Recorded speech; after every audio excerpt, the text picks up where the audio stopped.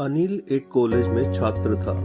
उसने एक डीलर के शोरूम में एक सुंदर स्पोर्ट्स कार देखी थी और वो लंबे समय से अपने लिए एक ऐसी ही कार चाहता था।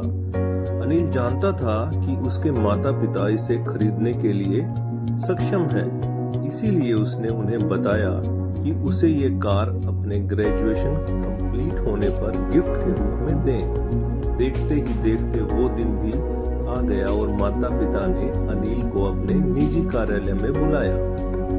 उन्होंने उससे कहा कि तुम्हारे जैसे अच्छे बेटे पर बहुत गर्व है हमें। उन्होंने उसे बताया कि वह उससे कितना प्यार करते हैं और उसे एक प्यारा रैपर से लिपटा हुआ उपहार दिया।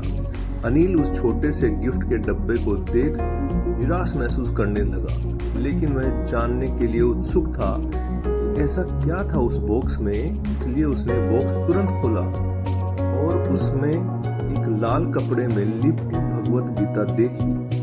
आप इतने अमीर हैं और आप मुझे केवल एक गीता दे रहे हैं।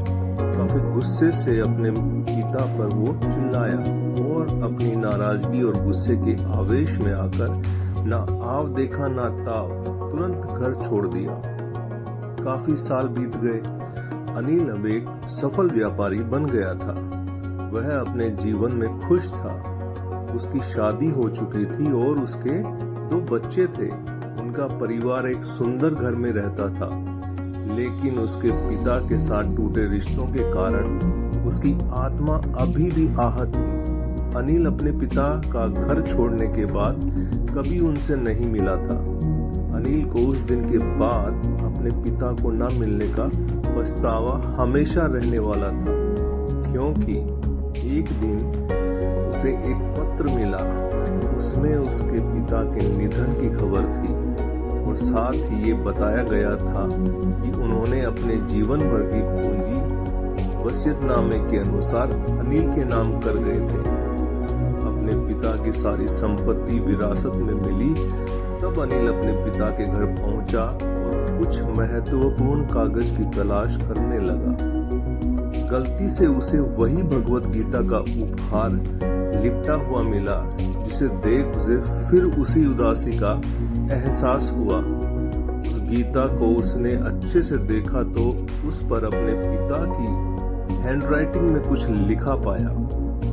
उस पर लिखा था, मैं खुद को बेचकर भी हर सपना पूरा करूंगा तेरा, बस तू सपने जरा बड़ा देखना। ये बोल रहा बाप नहीं, जिंदगी का सबसे पहला दोस्त तेरा। ये कविता पढ़ी ही थी कि अचानक उस किताब से एक चाबी गिरी, जिसके ऊपर लगे टैग पर उसके ग्रेजुएट होने की तारीख के साथ कॉन्ग्रेचुलेशन और आई लव यू लिखा हुआ था।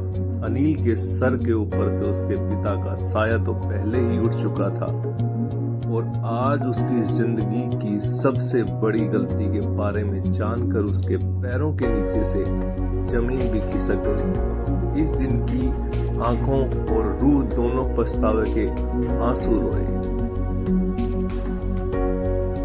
थैंक यू दोस्तों, सब्सक्राइब कीजिएगा।